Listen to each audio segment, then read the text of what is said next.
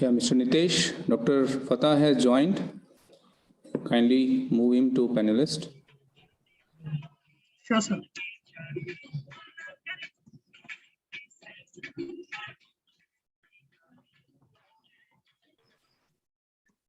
Hello, am I audible? Yes, Dr. Fattah, you are audible. Yeah, Professor Fattah, you are audible. So very good afternoon to all of you. Now we are going to have a invited talk session. The speaker for the talk is Professor Shaikh Fattah, and the title of his talk is Humanitarian Technology Project Design Major Guidelines. Let me introduce Professor Fattah. Shaikh Fattah received PhD degree in ECE from Concordia University, Canada in 2008. He was a visiting postdoctoral fellow and later visiting research associate in Department of EE at Princeton University, New Jersey, USA. He received the BSc and MSc degrees from Bangladesh University of Engineering and Technology, BUET, Dhaka, Bangladesh, where he is currently serving as a professor in the Department of EE. He was a winner of Concordia University's 2009 Distinguished Doctoral Dissertation Prize in Engineering and Natural Sciences and was selected as one of the great grads of Concordia University in 2008-9. His research interests include area of biomedical engineering, signal processing, power and energy, biometric, multimedia communication, robotics, and artificial intelligence. Dr. Fattah is recipient of 2018 Region 10 Outstanding Volunteer Award for the first time from the Bangladesh. 2016 IEEE MGA Achievement Award, 2017 IEEE Art and Humanitarian Technology Activities HTA Outstanding Volunteer Award. For his leadership, Bangladesh section received 2016 IEEE Art and HTA Outstanding Activity Award. He was serving as Education Chair of IEEE Humanitarian Activity Committee HAC in 2018 to 2020. I request Professor Fattah to start his talk. Thank you for giving me the opportunity. So I know it's a different type of talk related to humanitarian technology, but we are working on this field apart from our regular research and other activities. So you can find interest, I'm sure, because we have been working from IEEE Humanitarian Activity Committee and now from Power and Energy Society Humanitarian Activity Committee. So I'm chairing that committee. So I know members, they have interest. So let me share my slides.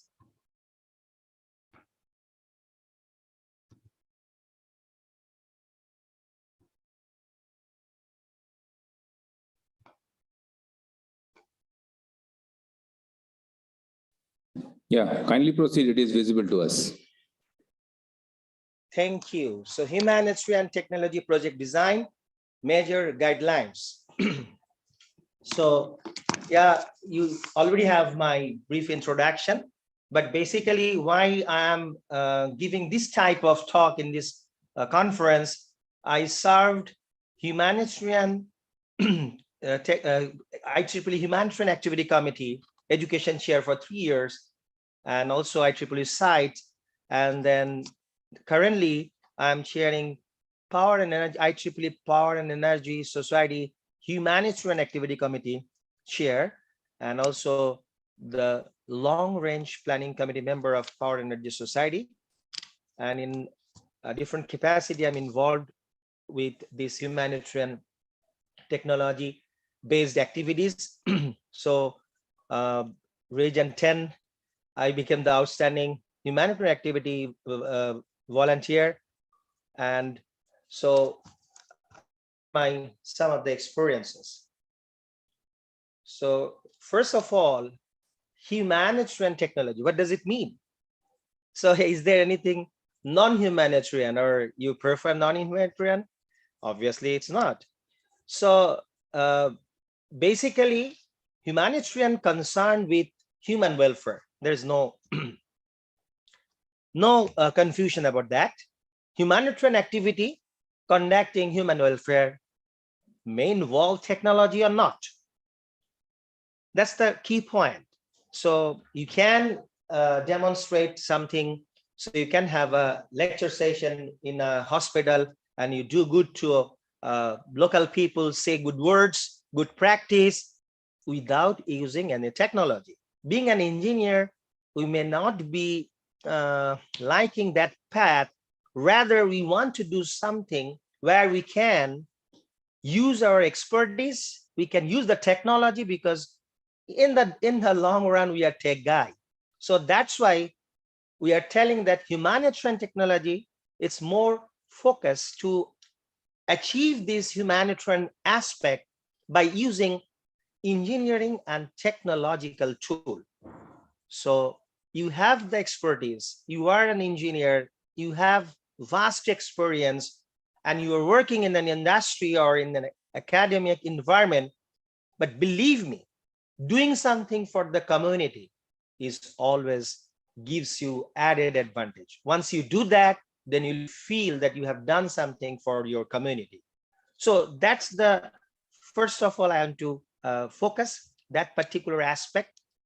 So being a PS member, Power Energy Society members, you must be expert in that area. Just giving a small data is like the trends among our young volunteers, student members, like the student run chapters in 2018 I'm just restricting Power Energy Society. So in 2018, I mean, the student run chapters, they conducted, so 83% activities. What does it mean? Like out of 100 student run chapters, we found that 83 student run chapters organized this type of event, at least one.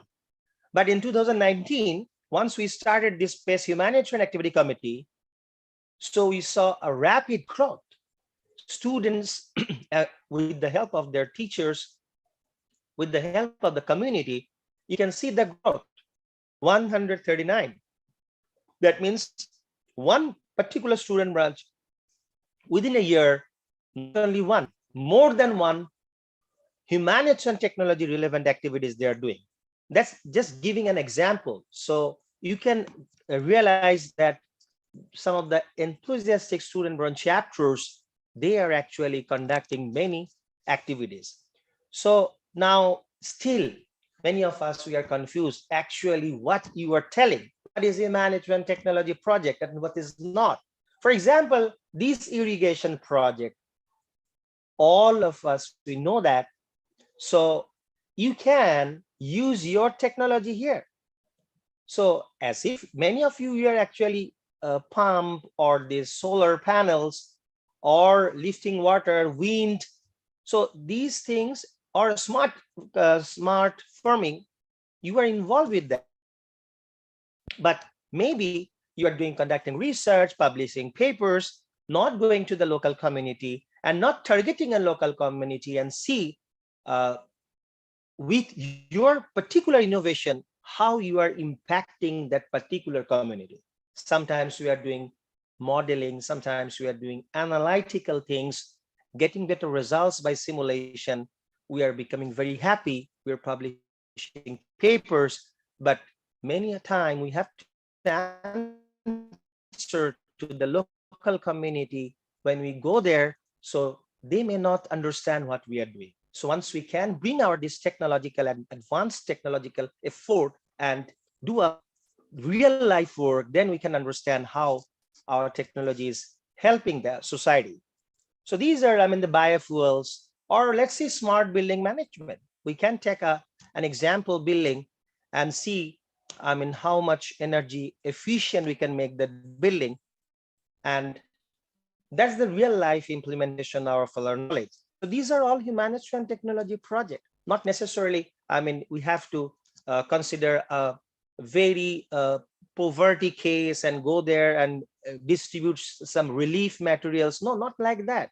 You can consider these activities also humanitarian technology. Different alternating energy sources, different sources are there. So depending on your locality, so where you may have seen like the, I mean, the huge traffic and vehicles are moving.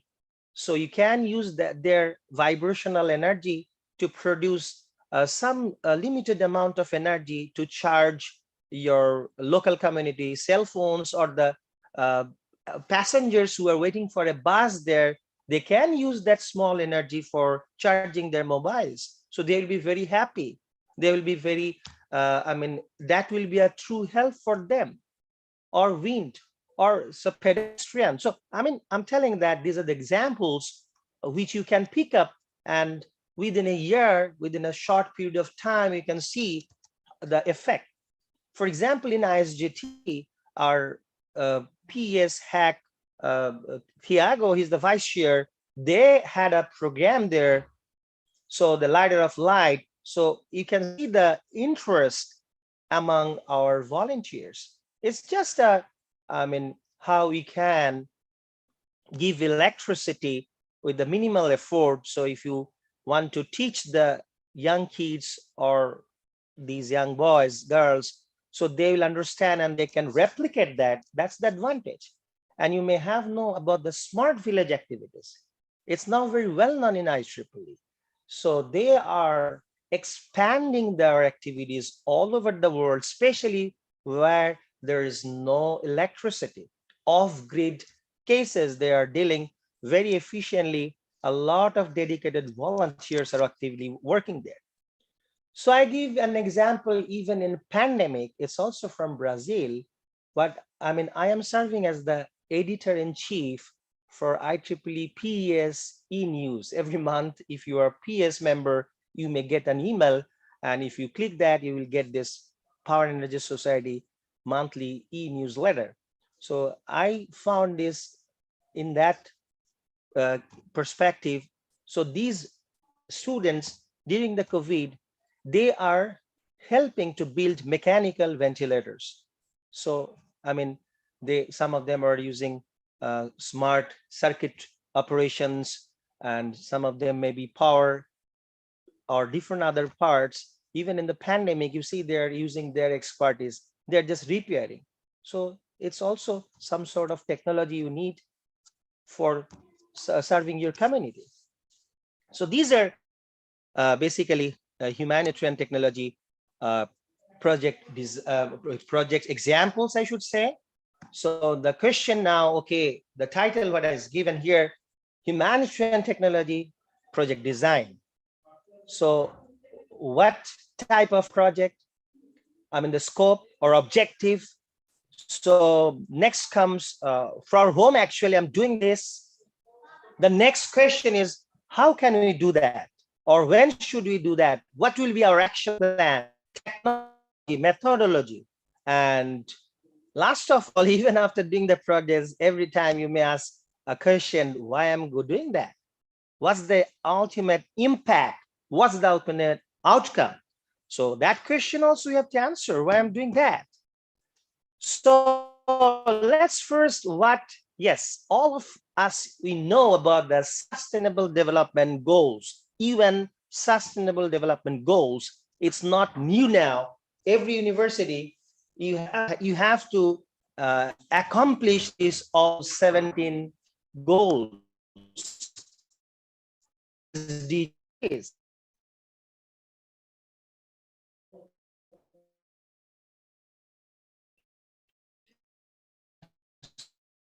So for that sustainable development goals, if you look these or some scope or target, for example, you can tag the number 6, clean water. So sanitation, that you can connect. So you can also connect good health, because if you are targeting carbon dioxide, low carbon emission, that means you are providing good health, good environment. So, sometimes from your one project, you can target multiple sustainable development goals. It's not like one goals. As I said, yes, for this power energy, we are very much close to ensure access to affordable, reliable, sustainable, and modern energy for all. So in Power and Energy Society, largest gathering, I should say, many of you have already participated. So it is calling, Power and Energy Society General Meeting. So this year it will be Colorado, Denver in May, in July. So during the PSGM, so we have already conducted a very fruitful panel on this sustainable energy. So also from Power and Energy Society Humanitarian Activity Committee, we will be organizing a half-day panel and other activities on this sustainable energy. It's not the green energy. It's not only the adaptive, or it's not, it has to be sustainable. The word sustainable, I'm coming, it's not an easy task. For example, you can see, I'll give an example, this example to many people. So yeah, solar panel is a very common renewables. So if your nearby villages, they have electricity, and if you don't have that electricity, so you'll be having trouble. Your villagers will be creating problems. So in that case, so you need electricity in your village. So you have that need. There's no doubt. So you have some cultivable lands. You have some cultivable lands in your village, but you need electricity for various perspectives. For example, for education, to maintain your health sector, because the vaccinations or hospital running, you need electricity, refrigerators, running electricity. So there's a lot of things you must know about the electricity needs. In that case, if you just use your cultivable land for establishing these solar panels, the question will be whether it's a sustainable. Are you going to tell it a sustainable development? That's a big question.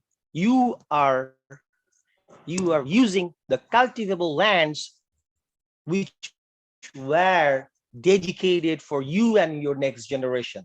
So if you read the definition of sustainable energy, it's clearly written that sustainable development meets the present needs without compromising future generations' ability to meet their needs. You can't destroy the facilities that are kept for your future generation. You can't do that. But that's the compromise. You have to understand.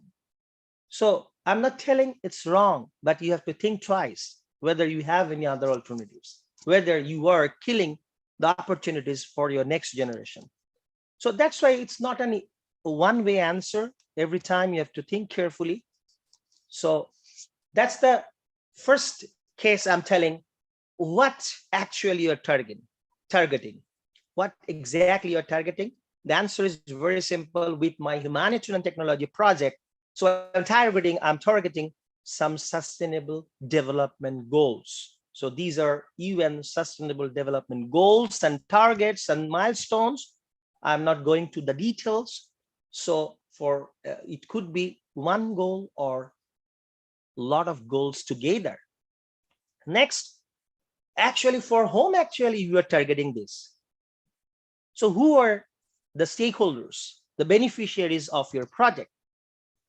So whenever we are targeting, let's see, we'll be having this type of solar panel based small power generation. But we have to understand for whom actually we are doing, who is the stakeholders. And most important, they should be involved with your project from the very beginning. So in Seattle, I was in GHTC, Global Humanitarian Technology Conference, and there was a paper. So a group, they were investigating a very nice technology. So they built it, they developed it, and they want to deploy it. So for the first time during the deployment of the technology, they brought that technology to a community. The community was living in the hilly region. So they brought that technology to the hilly region. What happened to, So they had a survey. And once they have already built the facility, the community is rejecting that. Even that was very good proposal for them, but the community didn't accept that. So what's happening? Everything went in vain. He was working with me in Humanitarian Activity Committee, Educational Purpose Committee, IEEE. So he's from Japan, Soshino, my close friend. So they have invented a very nice toilet.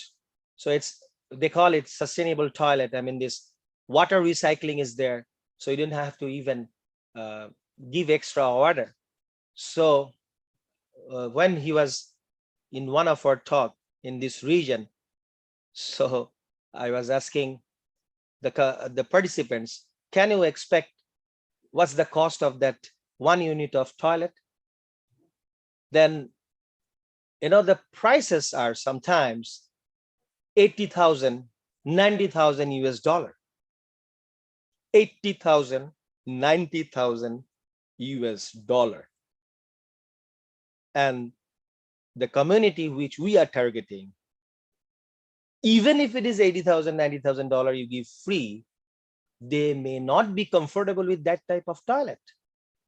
So eventually, you don't need any power supply, you don't need any additional water for the cleaning, there is no smell, so it is affordable, a lot of advantages are there, so it's environmental friendly, everything. But important is that whether that particular community for whom you are bringing it, they will be feeling comfortable to using that toilet or not.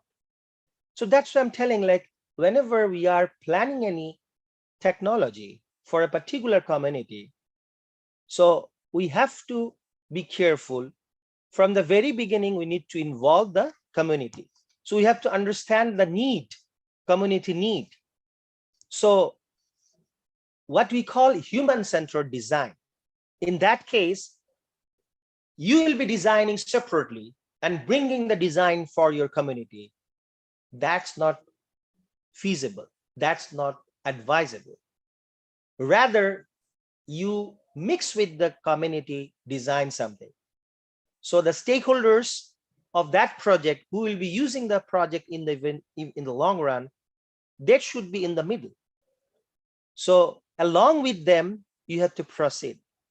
So you have to think about the possible solutions, discuss about the needs. And sometimes you couldn't imagine every community may have some strength. We are always thinking about their weaknesses.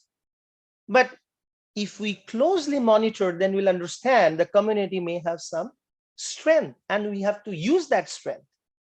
So that's why you have to mix with the community. You have to follow the human-centered design. So community in the middle, and all your solutions will be evolving from the middle, evolving considering their needs, their requirement, their suggestions, their feedback. That's important. So you have to understand, you bring a solution from another globe, from another region, and try to fit it for your local community. It may not be a good solution.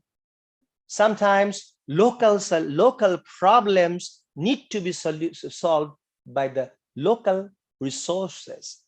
So local approaches are very much needed. We need to consider the local feelings, their social feelings, their religion, their culture, their ethical things. These are very important because technology is not the all. You may have a better technology that may not be suitable if I try to apply it considering my social practices, cultural practices. I'm not habituated with that. That's why these are some additional things you may have to think apart from the technology. That's why this talk is here. So you have a very good solution, that is technology solution. Believe me, if you find another project who may have a slightly less technological advancement like you, or technically, if I say the soundness is less competitive than you, but that solution covers or take care of these social values, cultural practices. Believe me, even that is less technically sound, people will support that, and your project will not sustain. And important is level of engagement and belongingness. You bring a project for a local community. If they feel it's not their project, no matter even if it is for their benefit, even if it is for their welfare, they will always think that you have some profit from that project. That's why you are bringing this for the time being. It's an eyewash. They will not be benefited, so they'll not cooperate. So level of engagement by the community is very important, and belongingness to the project is very important. They have to feel that it's their project. For example, these small little girls, school girls, they have to walk every day 5 kilometers to reach to their schools. So think about the rainy season. Think about the social problems, humiliation, because there are many. So what would be the solution? Yes, this yellow bus is very common to many regions. I should say most of the places in the world. So you may propose, why don't you donate a school bus? Just donate it. They don't have to pay.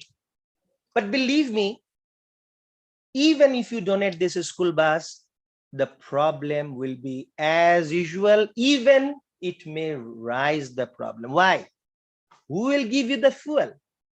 Who will maintain the driver cost? Whether that bus can run in this road. The road itself, you need to tolerate this type of bus. So it's not a feasible solution, even if you are getting a donation of a school bus.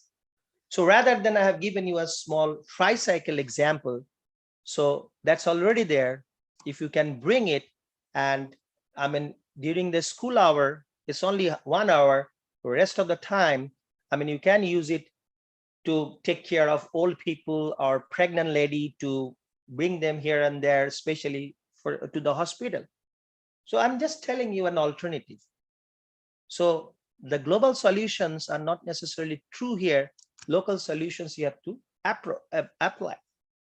And we have to consider these problems, multidisciplinary problems. There are many different aspects. So environmental, financial, technical. These are the fundamental things. So apart from that, so if you are thinking it straightforward approach, not necessarily, you need expertise from different disciplinary, and always you have to think in a broader aspect. So we call it system thinking approach. So if I now give you an action plan, how to implement that in this system thinking approach, we have to think from a bigger vision, long-term visions. It's not like 1 year solution or 2 year solution. So these humanitarian things, you have to think for 10 years perspective. So you have to think the consequences. You may build a very nice building. Once you leave, who will maintain that? Do you have the capacity to run that facility once you are leaving? So that's an important thing. So what will happen then? If you just establish a facility and you leave and then it doesn't run properly, next time people will not give you the entrance to their community, because that became a problem for them. If it's a building running not properly, then some odd things will be happening and people will be frustrated for that establishment. You have to remember that. You are bringing generation unit in a particular local community, but you have to also consider whether that generation plan, those rooms are operating properly. Any other things are going on underneath or not. So that's important. Any unequal opportunity benefits are given to the community or not. You are bringing the facility, but not all people are getting the facility because of your not properly so taking care of all issues. Then people will be very angry if some people will be eventually benefited and other will not. So these are different contexts, so that you have to understand. So the problems are there, and if you want to solve the problem, don't try, be careful whether ultimately that may not be another problem creator. So we have to always see the local resources and the usual practice that was being operated there. You can always see the existing rules and regulations and existing methodology, technology that will help to have a sustainable solutions. So you can see on the right side, this Georgia Tech. I still remember our President Frank, who died, you know, PES president. So I mean, I went to Georgia Tech. So, and this group, they, I mean, under the leadership of Frank, they did a fantastic humanitarian technology project in and different types of projects. So one was in Haiti, and Frank went there a couple of times, and that was a very a nice work, I should say. And still that project is an example for my TPE. So this is some project I mean, we did from PES Humanitarian Technology Committee, Humanitarian Activity Committee. So we give a little fund, and you can see the enthusiasm among the young girls. So they try to build small solar panel, and it's just a learning process. So they enjoy it, so they can fix it by themselves. So they are trained and they're happy.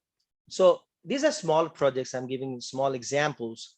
So for a bigger project, you have to see, like, when you are thinking about that project, so government involvement, NGO involvement, how they're dealing that particular project there.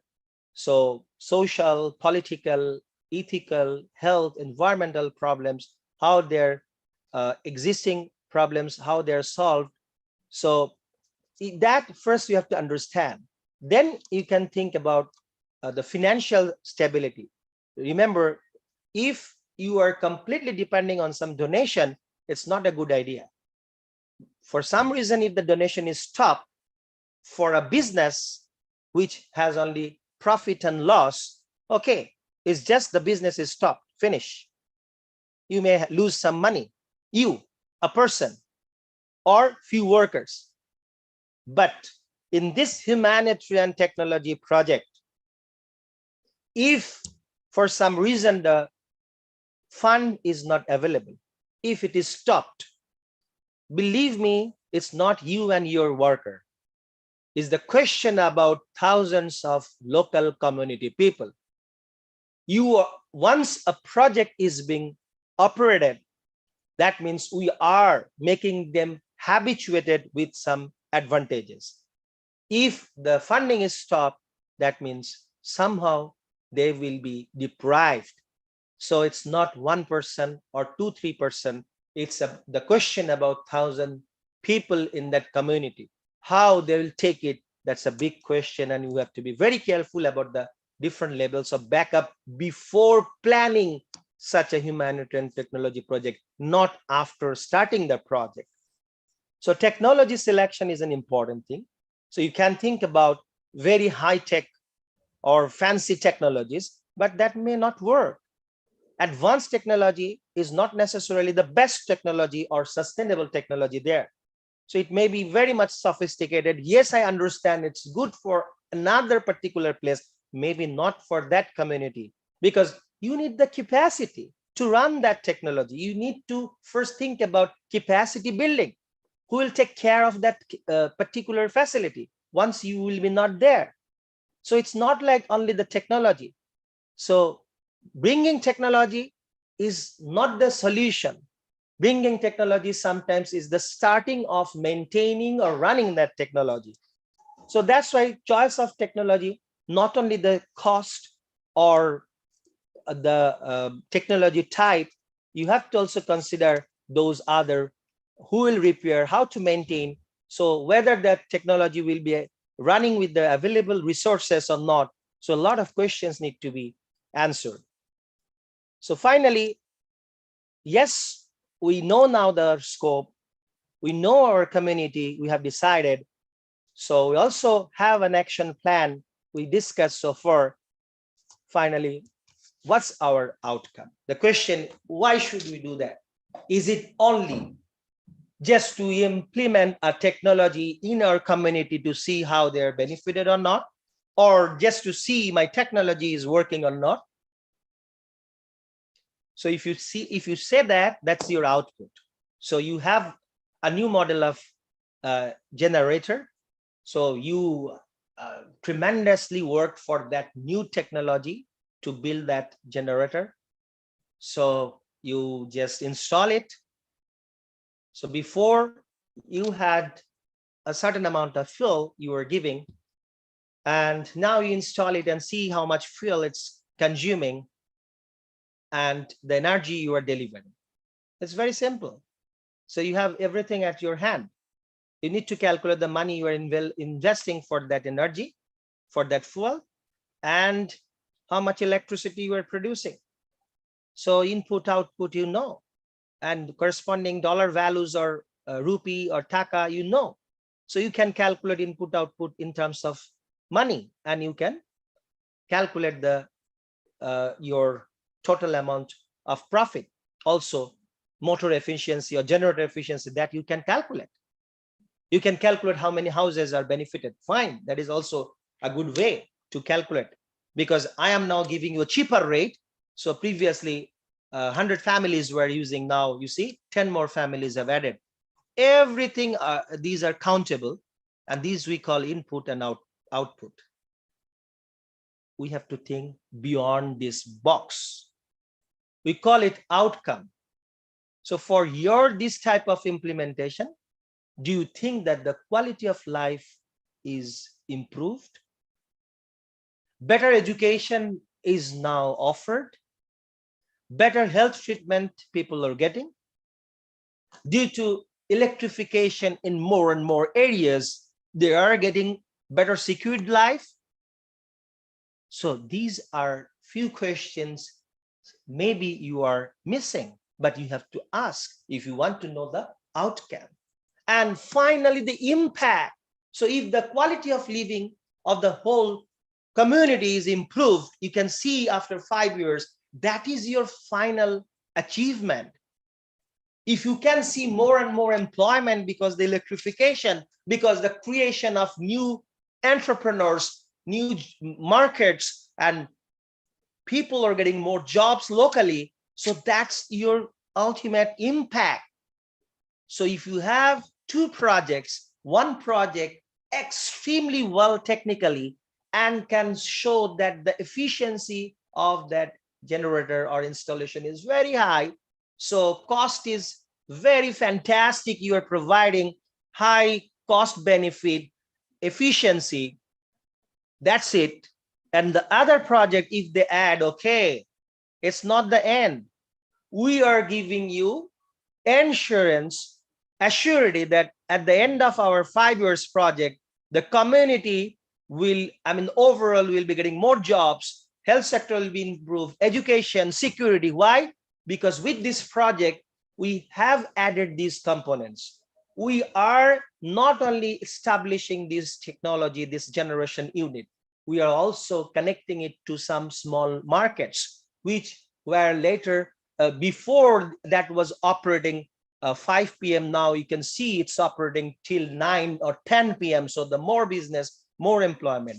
So that is the final thing. And you see these things, what I articulated, this health, education, satisfaction, respect to the people. So because of electricity, yes, now security is more, people are entertainment is more at night, children, family can see the television and the different channels, so they are now more secured, more happy. So these things are qualitative. So if you can bring them, the question is how to quantify them. So that is called social return on investment. $1 investment, how much social return you are getting apart from your financial getting. So this quality of life, health, intellectual property, that if you can have a mechanism to quantify this qualitative measure, then it will be very good. So there are many ways. For example, we call the health benefit you can transfer by QALY. So 1 year, if you have to pay the health insurance, let's say you have to pay $1,000, but at the end, if you have this type of things, you may say you have to pay less, 500.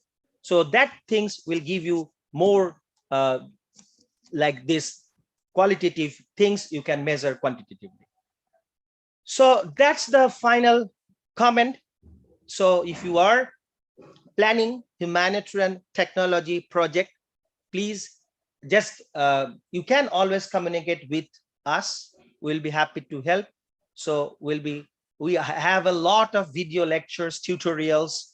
So GHTC conference, I have a 4-hour session. So I'll be very happy to give you or connect you to many people all over the world. They're connected with us. So I mean, that will be a great pleasure for me and Power and Energy Society Human Activity Committee. Thank you for giving me the opportunity. Thanks. Thank you, Professor Fattah. Thank you very much. And it was a really interesting presentation to see the lot of effort being made by you and your team by involving through IEEE activities to reaching to really benefiting the society. That is the best part, that ultimately the technology, the efforts which we are making as a technocrat should really reach to the end user and really those who are really needed in the society. Then that makes a real sense of our technology innovations and whatever outcomes. This should not be just ended with the theoretical research papers or patent or something which is not reaching to the end users. That was really interesting and wonderful sessions from your end. I really appreciate your efforts. In spite of your busy schedule, you have kindly considered our request and taken up our, we could not make it as per maybe your earlier engagement. Anyway, I'm really thankful and give a big round of applause. Thank you, Professor. Thank you, Professor Bobot. Thank you.